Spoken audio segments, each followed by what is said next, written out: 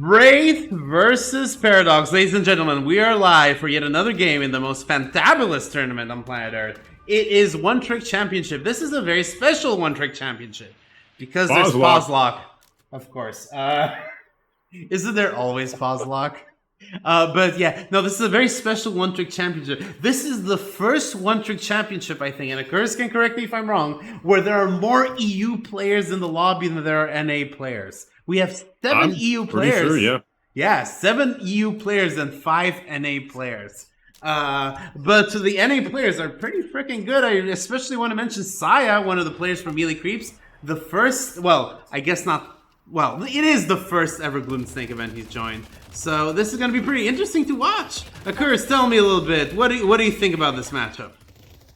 I definitely think if this matchup was like a month earlier, maybe a little more, this would have been a lot more even, because we used, as everyone knows, obviously, if you've been playing for more than a month, Wraith used to be very, very dominant in the game meta. I mean, everyone used to be crying about it.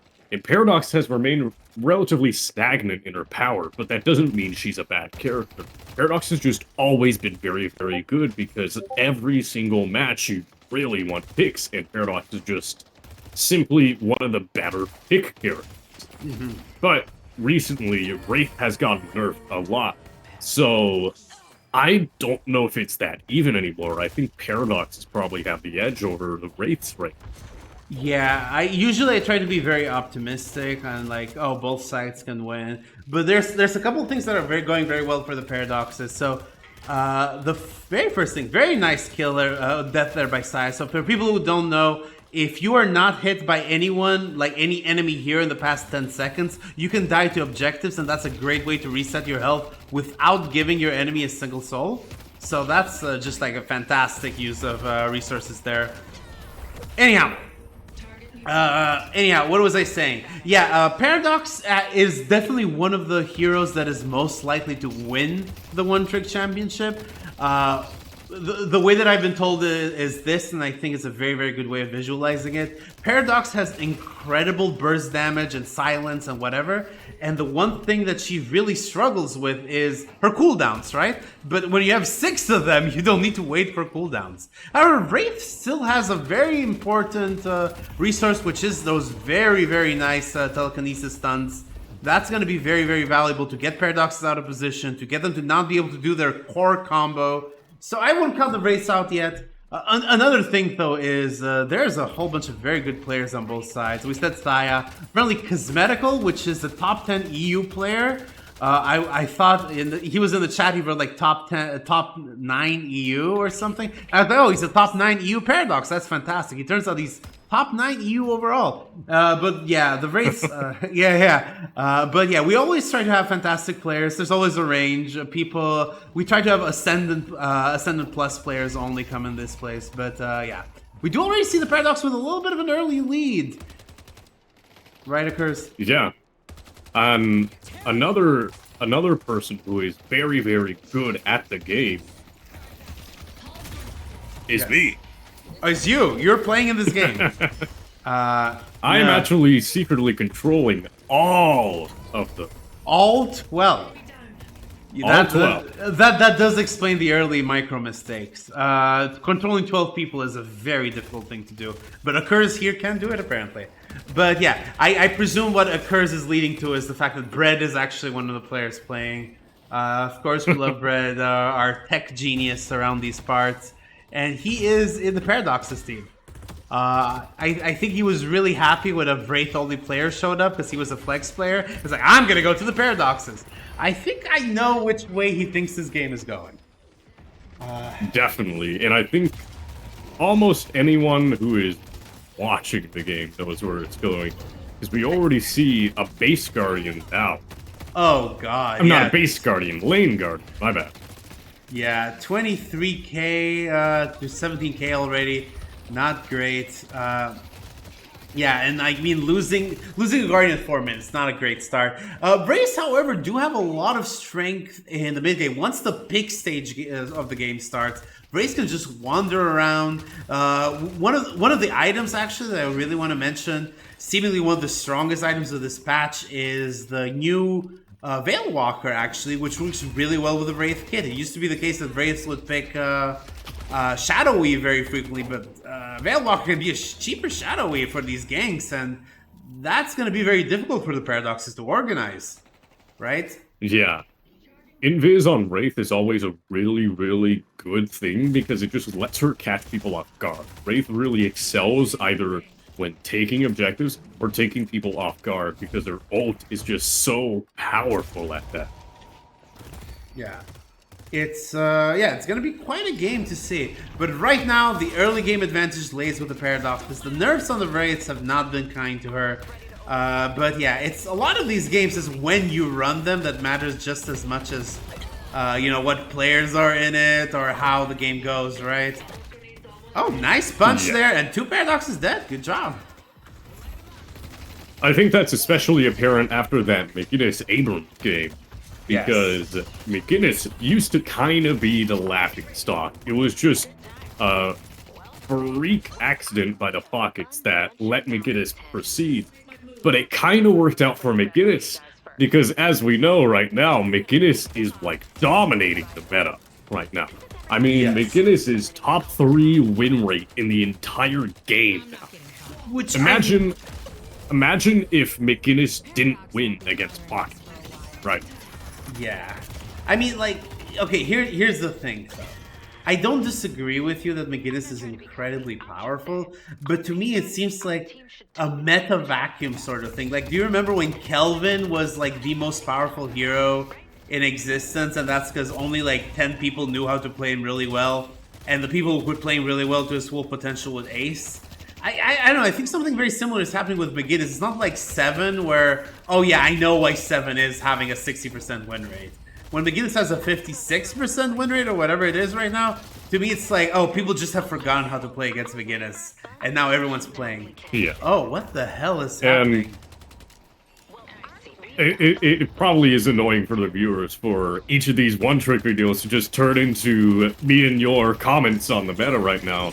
But I think the reason why McGinnis is just so powerful right now is because she doesn't have to worry about, like, building into turrets now. I think her character is really strong whenever she doesn't have to build into turrets, can focus on her gun. Which, focusing on gun is very powerful. That was a huge parry. Oh, God.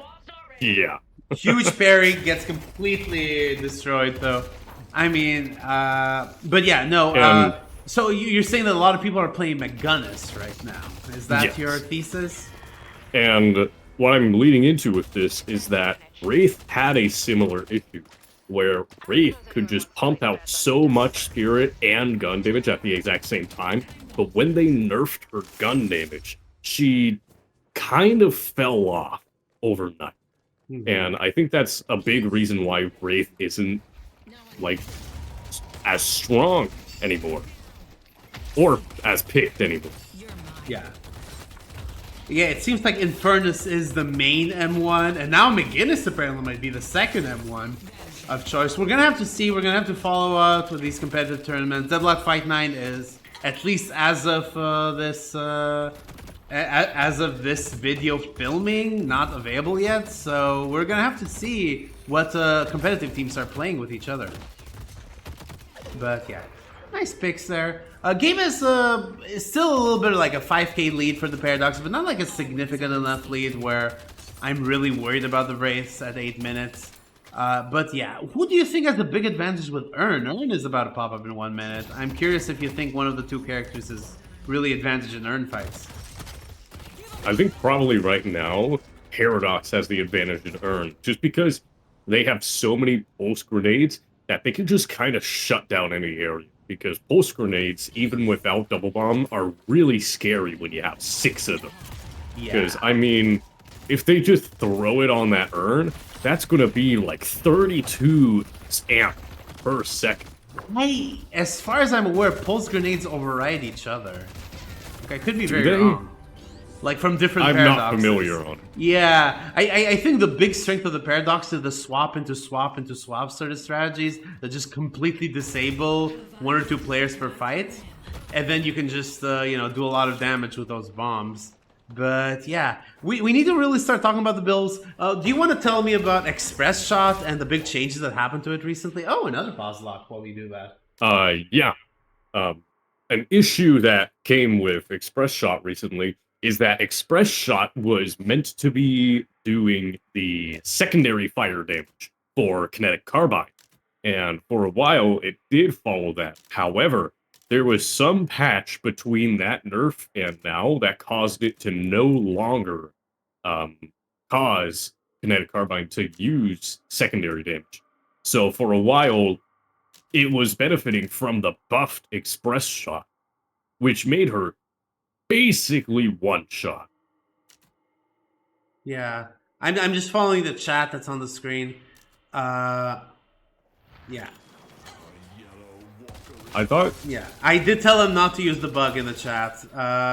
So yeah, against objectives, I think the bug is happening, but the Wraiths are not allowed to use it against objectives. Oh, what the fuck? Yeah, I should really talk about language and such in this game. Anyhow, I really don't appreciate it when people are just like, yeah. It's a very wonky format, One Trick Championship. And I just want the games to be fun for everybody joining. But yeah. Anyhow, Ern has been picked up by one of the Wraiths. She's gonna back out. It just seems like the Paradox are very heavy on the right side, though. I don't know how that Ern is deliverable right now. Maybe... I don't really think it is deliverable. We see 4 ults down on the Wraith side, which isn't...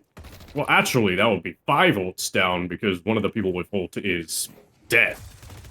But I don't really think they can do anything to, like, prevent the Paradox from just swapping into them right now. Yeah. I mean, yeah, that's always going to be a very big problem. Just trying to figure out. And we do see Return Fire. Return Fire, one of the biggest losers in the past couple of months, has suddenly become a very powerful tool, hasn't it, Curse? Yes. Especially on characters that can either A, displace someone and try to force those 1v1s, or B, characters who can just tank. And obviously, Paradox isn't known for her tanking, so she's really able to use Return Fire because she can, like, isolate people. Yeah, I mean, especially against this gun comp, Return Fire is going to be doing so much damage, it's not even fun. Yeah, it's a very, very powerful thing. We do have to see, right now it's minute 11, I think the builds will have crystallized a bit. That's a vaguely see, so we have 5 guns? We have only 1 Wraith playing full spirit. Interesting. So, I mean, like, one of the big problems with characters in the game, right? When you're playing these 6v6 matches, is sometimes some characters are just so bound to one build. Like, there's like only one viable build per character, and Gun Wraith has basically been the only viable Wraith build. Even when Wraith was really, really good, nobody would play heavy card builds. And suddenly we're seeing that we have 5 people playing gun heavy stuff. And that's not fantastic for a couple of reasons, the biggest of which is armor. Like, you can easily get armor. I think one of the things that Paradoxes are going to get to heavily shut down the Wraiths is plated armor, right? Just to deny those full auto stacks. And basically, plated armor is fantastic against Wraiths overall because there are going to be 5 gun Wraiths, right, Occurs? Yeah, but the thing is, the Wraith can just buy armor piercing. Armor piercing is a very, very strong item, especially on gun characters, and it's bought a lot, even without cases like this where there's 5 people doing gun damage. So, I think if they do start trying to stack resists, I think they just buy armor piercing. Yeah. Yeah, it's we're gonna have to see how this is played out. Urn has been secured by the Paradoxes, and yeah, suddenly that Urn is gonna be a lot of souls. Big fight happening at Guardian right now. Are the Wraiths gonna be able to finish it off? It is that last Guardian. They do need that flex slot at this point in time, and yes, they do. But yeah, the Paradoxes just do so much damage. So yeah, what are you thinking about as we're going into this mid game? The soul difference has been pretty steadily on the 5 to 10k mark. So like, yeah, the Paradoxes are leading, but not fantastically so. What are you thinking about right now, Curse? I'm thinking that once this gets more into the mid to late game, that we're going to see the Paradoxes kind of start to shine. Because right now, they're really outplaying the Wraiths. I mean, it's 15 to 33 right now. And the Wraiths have just been kind of able to get away with it. Because it's early game, you know? The kills don't really matter outside of, like, really heavy snowballing. They've just really been able to get away. But once those respawn timers start to get really high, those deaths are going to be really, really punishing. And picks are where Paradox shines. Yes. So we're just going to have to wait to see that mid to late. Yeah. I mean, yeah, we have a... We're going to have to see. I do have to say, though, the fact that the Wraiths have already lost 2 of their walkers, well, having only a 5k soul difference makes me think, well, if there's one big team fight, one big macro depositioning of these Paradoxes, the Wraiths can catch up pretty quickly, especially with their insane objective damage. Wraith, the joke I used to make before this patch was... that Viper is McGinnis with stamina and Wraith is McGinnis but good. And I mean, yeah, Wraith is still incredibly good at objectives, so... It's kind of turned into the opposite here, right? Yeah. Because now McGinnis is Wraith but good. Well, I mean, she still doesn't have... did you catch that? I heard it. That is so disappointing. A Wraith just died in sewer from Saiah's return fire, and Saiah just stood there and let her shoot her to death. But yeah, return fire is insane when you're dealing with 5 M1 heroes. Yeah. It's like one of those items. We saw it, for example, in the Bebop v Geist game, where restorative block had just completely shut the guys down in early game. It's a very, very good vibe. Oh! Wraith goes in for the stun. Bread is in a precarious position, and not at all. But Saiah's right behind him. Yeah. Very good coordination. You can't really outpick a Paradox, you know? Yeah. It's just Paradox is like difficult. the pick character. Yeah. So what are the Wraiths supposed to do if they can't play this sort of game, right? Yeah, and I think that's the big issue that the Wraiths are going to have to face if they want to have a chance at winning this. They're going to need to figure out as a team, okay, how are we going to deal with this, and how are we going to stop them from just chaining those swaps to prevent those picks? Yeah, it's, so, I mean, Unstoppable is the first thing that comes to mind, but that's a very, very expensive tech pick. Counterspell, I think I saw at least one of the Wraiths have Counterspell. I see a lot of Counterspells, actually. Both ults are very counterspellable. But yeah, big picks coming in. We do see the Walker go down, though. And yeah, this is just really, really fun. Yeah, we do see the Counterspell immediately there. And the Wraiths back off, trying to get a pick. Oh, yeah, this is what I thought about. This stun into stun into stun. Yeah, exactly, right? Yeah, and the amount of walls as well. I mean, each wall is doing like 10% max health. Yeah. It's just wall, wall, wall, wall, wall. Yeah. And it's doing like 40-50% of their health in one swap. Not even mentioning the amp from the grenades. Yeah, I mean, and you could say that the Wraiths have died so often, they are paying for the upgrades of the wall, right? Because, you know, you get more skill points the more you kill the Wraiths, because you get more souls, whatever. So the whole point is the Paradoxes are building these walls and making the Wraiths pay for them, essentially, right, Occurs? Yeah. Yeah. Oh god, the audio is really messy. Yeah, I've seen it a lot in these like 6v6 matches. Audio gets really messy. I think it's some sort of weird problem with how audio works, at least on my end with 6v6s, but yeah. Anyhow, fun stuff so far. Yeah, I don't think the game is supposed to handle 6 of both characters. Yeah. Well, we make the game handle 30. We do see the Paradoxes are backing off. Yeah. I mean, they got the Guardian, they got a bunch of picks. I don't see a reason for them to stay. The soul difference is 17k, and we need to talk about mid. I do think it's just really difficult for the Wraiths to engage with mid until they get max ult. Do any of the Wraiths have max ult right now? Can you please check, Chess? No.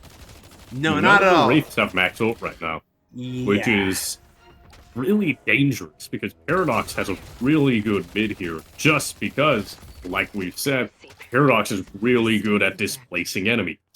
Mm-hmm. Yeah, it's going to be very, very difficult. But yeah, we do see 2 picks from the Wraiths, and I think the Paradox don't even care about mid. They're just going to go and straight try to kill these Wraiths. Well done. Yeah, and I think that's completely fair. I mean, the Paradoxes can just walk all over these Wraiths right now. They are 20,000 ahead, and Paradox is just such a good teamfight character when you have 6 of them.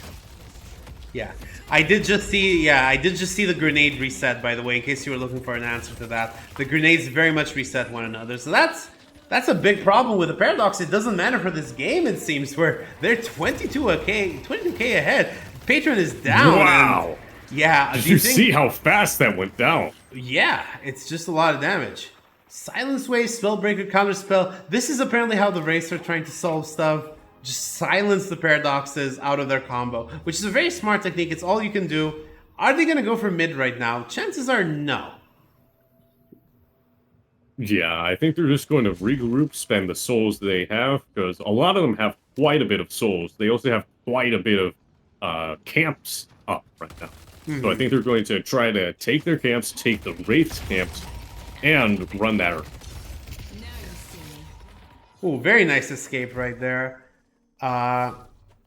Is that going to be enough? The Paradoxes, only one of the Paradoxes is chasing. Big fight happening near the urn, Phil. Look at the Paradoxes right there. Yeah, we see the Wraith big death stack around mid right now. But I think that just gives the Paradoxes the urn. There is no contest to that. Yeah. I mean, yeah, 1 pick for the urn, that's fantastic. I mean, yeah, it's a very, very big objective. You just gained 6,000 souls. Yeah. It wasn't even just a pick, it was a trade. So the Paradoxes lost to nothing from that. Yeah, it's proving really difficult for the Wraiths. But they do another pick here on Bread. One of the Wraiths very low, has to back off. Doesn't matter, the walls are out. And I mean, once the walls are out, once you set up all of your wall ecosystem, you just completely and utterly destroy, get destroyed by these Wraiths. So just still continue to have damage after they've pressed 1, 2, and 3. Yeah, and I think that's something that the Wraiths need to take advantage of. Paradox as a character needs her cooldowns. Yeah, her gun can be good for burst, but outside of, like, gun, which isn't going to be doing much DPS here, Paradox is almost only burst. Yeah. Once she uses that 1, 2, 3, 4 combo, there's not much you can do. Yeah, it's just very, very difficult. But now the Wraiths are backing. They do have 1 player down. There's not a lot of objectives they can fight for on the map. They just need to be weary of the Paradox assault that's happening right now. But the Paradox are just spreading out, getting farm, trying to amplify their difference. Who have they sent to the front lines right now? Is that Saiah? Yeah, they sent Saiah because, I mean, it's fine. Saiah can back off. He knows how to. And Saiah is also really, really tanky.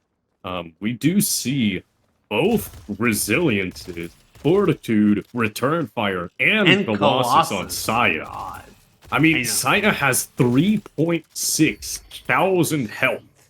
And whenever that Colossus pops, that's going to be like 50% spirit resistant, bullet resistant. Yeah. And even on top of that, if Saiah gets low, that turns to like 70 of both resists with Colossus activated. Yeah, closer to like 75, 80, right? But yeah, no, you're very right. It is an insane amount of resist. You kind of need a tank-like character. Anyhow, trades are happening all over the map. The Wraiths are not out of the game yet. They do know that if they miss a single trade, they're probably gonzo. But yeah, wait, is this the trade that they're missing? Saiah is going right in. Yeah, Saiah got amped off Return guard. Fire. Off guard on the that is end, and now 3. We do see Saiah. I think Saiah is about to get a big power spike because Saiah has 8k. Oh yeah, plated armor just coming out. Keeps up the tank. I mean, Saiah just can't die at this point. Yeah. And I mean, you were talking a little bit about, oh yeah, they can get armor-piercing bullets or plated armor, right? But my god, these guys have so much resist, it doesn't matter. Yeah, sure, you get what, like a 50% chance or whatever to skip to skip resistances, doesn't matter. He still has 40% more. Okay, well, Saiah goes in. He's just gonna punch the patron to death. He has endured like 3 ults and he's still out. I know, right? How the hell did they get out of that? Yeah, it's just especially with like a third health left. I mean, they're taking about 4 ults in this fight already. And they just get out. Saiah gets ulted 4 times. Wow. It's just it's a tank build. It's you can just stand there and do nothing. But yeah, now that's gonna be an assault on the patron, and I think that's game, isn't it? Probably. I think the Paradoxes are just gonna walk into that pit and just shoot it, because there's not much the Wraiths could do. Wraiths used a majority, if not all of their ults on Saiah and Cosmetical, so they can't really do anything. If the Paradoxes just go in pit, they just win. Yep. That's GG. Wait. Maybe not. Me say that. Only 2 Paradoxes left. If they're able to kill Saiah, that can save the game. But Saiah just keeps meleeing the patron. Oh, he gets buried! He gets buried! Look at that! 400 health! 400 health swaps, GG! The Paradoxes win. Good job. Hello, Paradox. Congratulations on your victory. What do you think was the MVP of the match? Like, you can name a person, an ability, an item, whatever you want. When you look at the match stats, it'll say Saiah. Yeah. We did notice Saiah's tank. Yeah, look in general. Return Fire as well, also MVP. Yes. Fire as MVP. Return Fire. Hello, Wraiths. I am sorry for what happened. What do you think the problem was? The greatest mistake ever, Gluten. Why did you think Wraith, the worst hero of the goddamn patch by a goddamn fucking mile, would play against the best duelist in the entire game? Too many walls. Okay. There's a bracket. The bracket was made like months ago. Oh my god, it should have been changed. I finally understand how Yoshi feels. He is accused every single time there is a loss on ladder. I am accused every single time there's a loss on One Trick Championship. Yoshi, please DM me. I can give you useful advice on how to cope with this problem, and you can give me leaks. I like leaks. Anyhow, like and subscribe, and have a good day.